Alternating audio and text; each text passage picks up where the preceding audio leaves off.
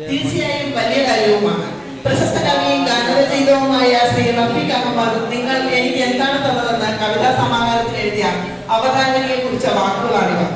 51 അർത്ഥസമ്പുഷ്ടമായ കവിതകളുടെ സമാഹാരമായ ശ്രീ സലീം മുഹമ്മദിന്റെ നിങ്ങൾ എനിക്ക് എന്താണ് തന്നത് എന്ന കവിതാ സമാഹാരം ഇന്നിവിടെ മലയാള സാഹിത്യ രംഗത്തെ പ്രമുഖ വ്യക്തിത്വങ്ങളുടെ മഹനീയ സാന്നിധ്യത്തിൽ മൊഴിമുറ്റ വെയിൽ തകർത്തുകൊണ്ട് പ്രകാശനം ചെയ്യുമ്പോൾ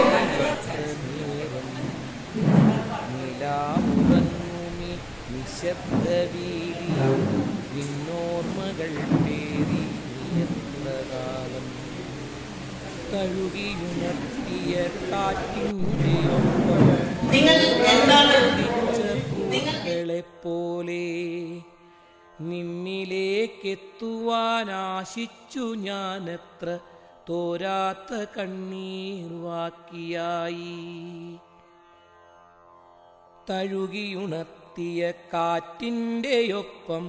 പോകാൻ കൊതിച്ച പൂക്കളെ പോലെ നിന്നിലേക്കെത്തുവാനാശിച്ചു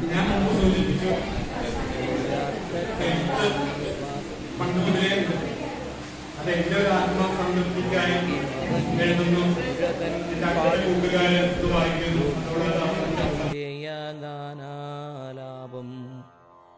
ഒഴുകി മറഞ്ഞൊരു പുഴതൻ പാട്ടുപോൽ